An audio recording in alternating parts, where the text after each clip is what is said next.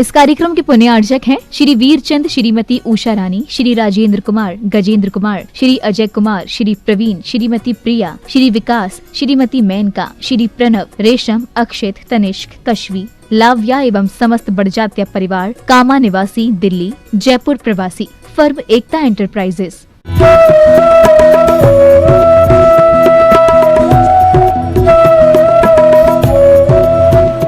ख्वाहिशों के बोझ में तू क्या कर रहा है, इच्छाओं के बोझ में तू क्या कर रहा है। इतना तो जीना नहीं, इतना तो जीना भी नहीं जितना कि तू मर रहा है। पल पल मरते हैं, जीते कम मरते ज्यादा हैं। आशा तृष्णा इच्छाकांक्षा जीने का रस नहीं लेने देती है, और यूं भाव मरण और भाव जन्म और भाव मरण सदियों से करता आया। स्वाद कहां ले पाते हैं। गन्ने में जहां जहां गांठ होती है वहां वहां रस नहीं होता, जहां जहां रस होता है वहां गांठ नहीं होती। ऐसे ही जिंदगी में जहां जहां गांठ होती है विकारों की, वासनाओं की, कामनाओं की, कांक्षाओं की, जहां जहां गांठ होती है वहां वहां रस नहीं होता, और जहां रस होता है वहां गांठ नहीं होती। जिंदगी के ईख का रस का आनंद लो, विकारों की गांठों को खत्म करो तो शांति और सहजता आएगी। दूसरों को कहने के लिए, समझाने के लिए हम बहुत जल्दी तत्पर हो जाते हैं और समझा देते हैं, लेकिन हम खुद कहां समझ पाते हैं। भीतर देखो, बाहर मत देखो, खुद को देखो।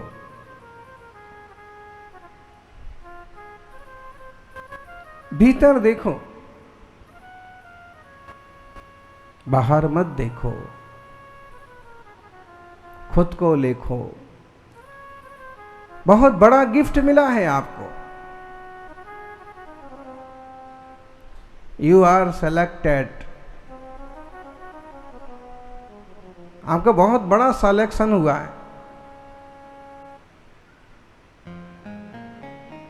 अभी आप सुन रहे थे कि आपको सरप्राइज्ड होना चाहिए, आपको लगना चाहिए कि आपने कुछ पाया है। इतनी बड़ी दिल्ली में से सिर्फ आप यहां तक पहुंचे हैं। आपको छोड़ने आए हुए लोग भी पड़ोस के मंडप में बैठ के नाश्ता कर रहे हैं, बाहर घूमने निकल गए हैं, काम से चले गए हैं, वो भी नहीं ठहर पाए हैं। औरों की तो बात छोड़िए। सौभाग्यशाली मानिए, अनंत निगोदिया जीवों की राशि है। असंख्यात मच्छर, मक्खी, कीड़े मकोड़े, पतंगे हैं और सब जीव हैं, चैतन्यमय हैं। लाखों करोड़ों अरबों की संख्या में जानवर हैं, पशु पंछी हैं, लेकिन उन्हें किसी को भी ये अवसर नहीं मिला कि वो इंसान कहलाए। और इंसान भी इस दुनिया में 7.5 अरब 8 अरब जितने हैं, लेकिन उन सबों में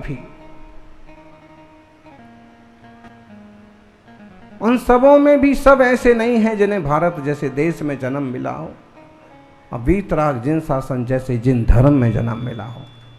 आप हैं, और आप भी उन लोगों में से हैं कि वे तो नहीं उपस्थित हो पाए, लेकिन आप उपस्थित हैं, जिन वाणी का रसपान कर रहे हैं।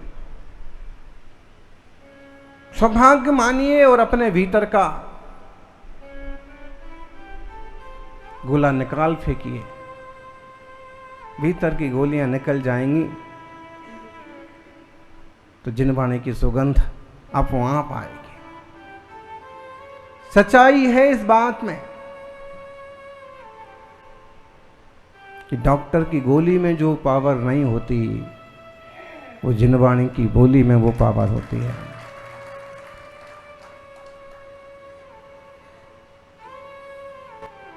बस जरूरत है जो भर रखा है उसे निकाल फेंका जाए।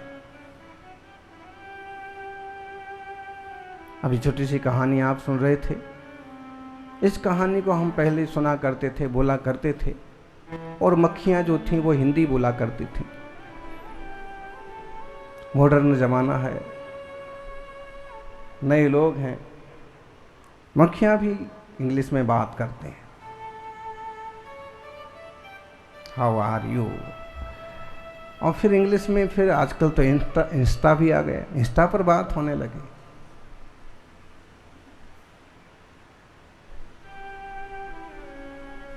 देखा जाए तो सारी की सारी मक्खियां इसी में बिजी हैं।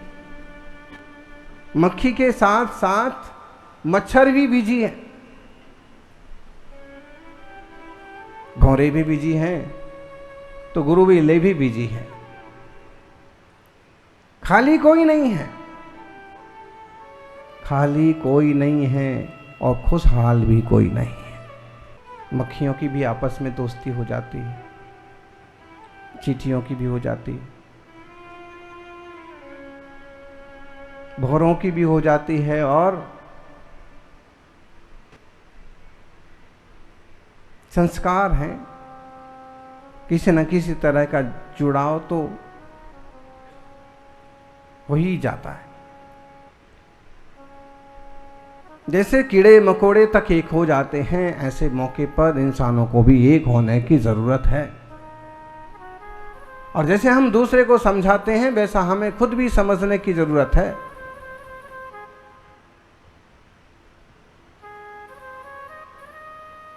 एक नेताजी ने बयान दिया,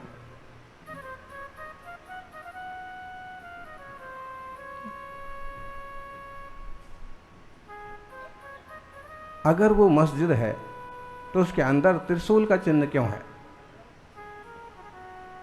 क्यों त्रिशूल बना है? और क्यों भारतीय संस्कृति के पुराने चिन्ह बने?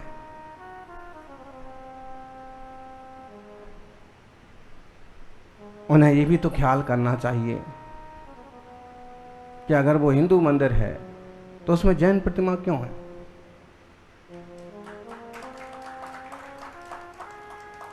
पुरानी संस्कृति की सारी चीजों को दुरुस्त करना होगा, और जो जैसी थी, जैसी होना चाहिए वैसी हों, और वो भी निरपेक्ष भाव से, बिना कदाग्रह के, तो संस्कृति और पुरातत्व अपने सही रूप में आ पाएगा।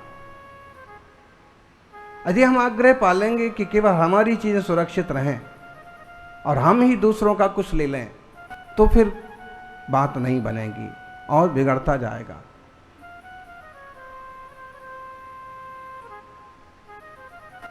हमने संग्रह ही तो किया है, इसलिए हमारा भी रूप बिगड़ गया। आश्रव किया है, बंध किया है।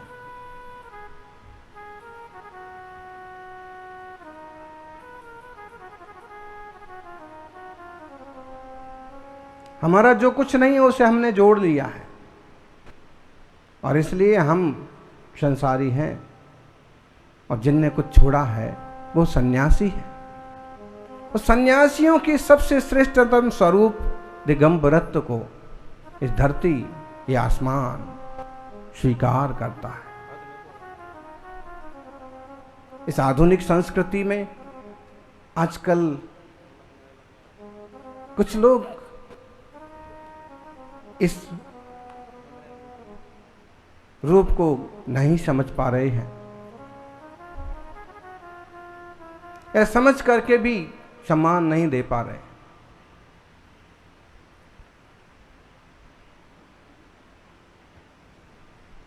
भाई ये तो पुरातन संस्कृति है, श्रेष्ठतम कठिनतम साधना का एक रूप है। जंगल, वन और उपवन में साधना करने वाले तपस्वियों का यह स्वरूप युग के अनुरूप बस्तियों में आकर के जिनालयों में प्रवास करता है। देखा जाए तो किसी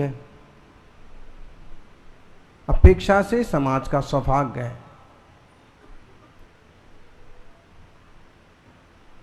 कि अपनी मुद्रा से सर्वसंग त्याग का उपदेश देने वाले संतों के दर्शन हो पा रहे हैं।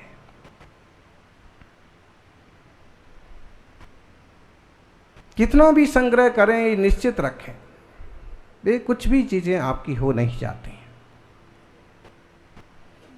ख्वाहिशों के बोझ में तू क्या कर रहा है, इतना तो जीना भी नहीं जितना तू मर रहा है। इतना कुछ खाना नहीं है जितना तू इकट्ठा कर रहा है। कितनी जमीनें, कितनी जायदादें, कितने सारे संग्रह लोग कर रखते हैं।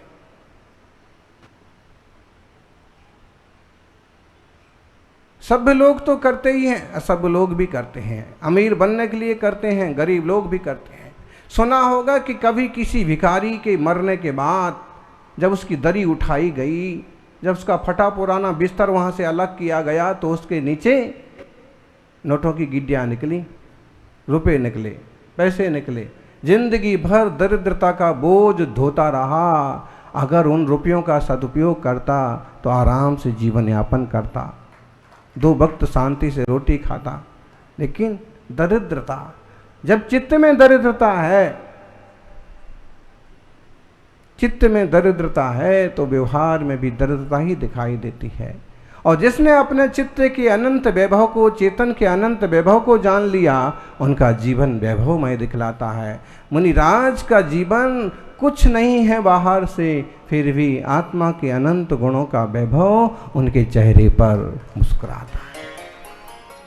आत्मार्थियों, दृष्टि बदले और पहले जो संग्रह किया है वो छूटे, तब बात बने।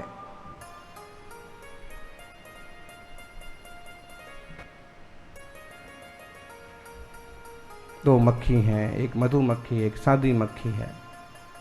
दोनों की दोस्ती हो गई है, दोस्ती हो जाती है। इंस्टाग्राम पर गेम्स के माध्यम से कितनी सारी दोस्ती नहीं हो जाती, और दोस्ती प्यार में बदल जाती है, और प्यार में बदलने के बाद शादी तक नौबत आ जाती है, और फिर पाकिस्तान की छोकरी भी भारत आ जाती है, और भारत की छोकरी पाकिस्तान चली जाती है। International marriage. अब इसके नीचे कितनी खाई है, इसके पीछे कितनी गंदगी है, कितनी जासूसी है, और कितने फायदे और नुकसान हैं। फिर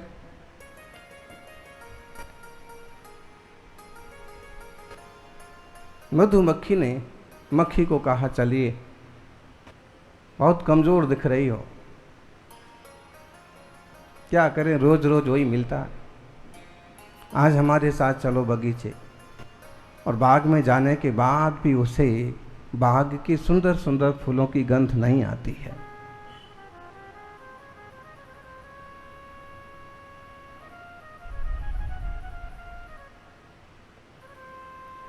और अंत में शिकायत करती है कि यहां आके भी मुझे क्या मिला।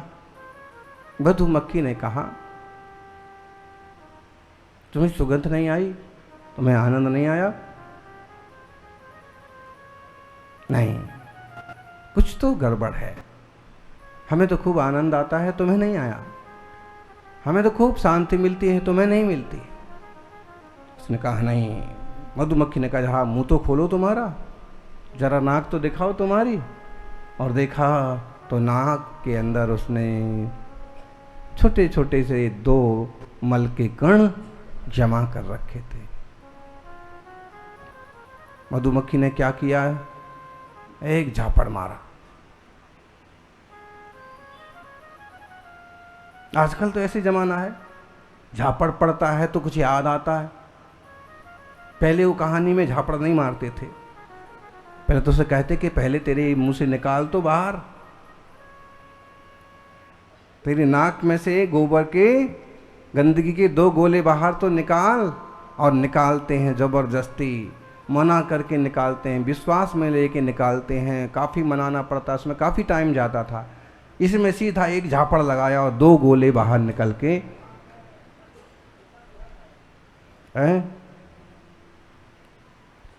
यानी जिन वाणी मनाती है, बार बार मनाती है, आपको नहीं याद आती है, और कोई ऐसे झंझोड़ने वाले गुरु आते हैं और एक झापड़ लगाते हैं। फिर ख्याल में आता है कि हो, मैं कहाँ भटक रहा था, कहाँ उलझा हुआ था। राग द्वेष के गोले जब तक मेरे भीतर उबल रहे हैं, जल रहे हैं, तब तक आत्मसुधा का कहाँ पान होगा। शांति कहाँ है? कहाँ है शांति? सहज शांत रहो, कुछ ना कहो। कहाँ है शांति? ये हाइकू बन गई, जापानी कविता है, छोटी सी, 5 अक्षर, 7 अक्षर और फिर 5 अक्षर। शांति है कहाँ? सहज शांत रहो, कुछ न कहो।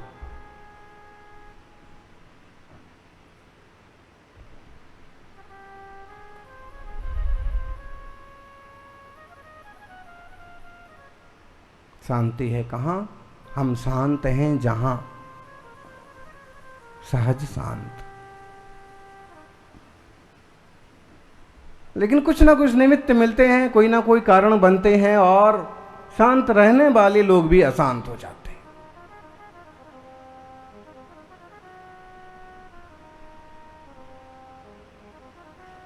सौभाग्यशालियों, जिन वाणी समझाती है, समय सार समझाता है, कुंद कुंदेव समझाते हैं, बौहारिणो भासदी। 27 नंबर की गाथा में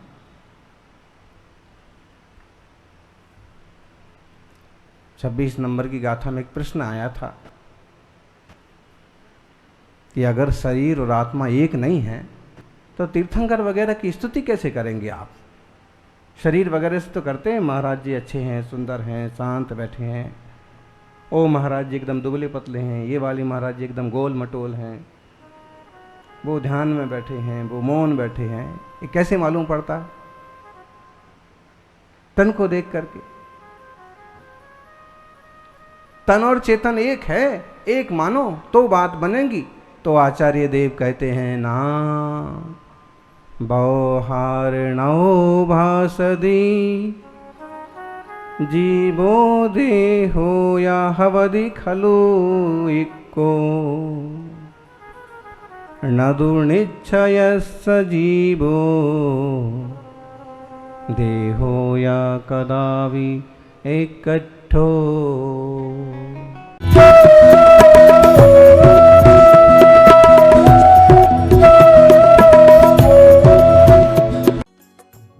इस कार्यक्रम के पुण्यार्चक थे श्री वीरचंद, श्रीमती उषा रानी, श्री राजेंद्र कुमार, गजेंद्र कुमार, श्री अजय कुमार, श्री प्रवीण, श्रीमती प्रिया, श्री विकास, श्रीमती मेनका, श्री प्रणव, रेशम, अक्षित, तनिष्क, कश्वी, लाव्या एवं समस्त बड़जात्या परिवार, कामा निवासी, दिल्ली, जयपुर प्रवासी, फर्म एकता एंटरप्राइजेस।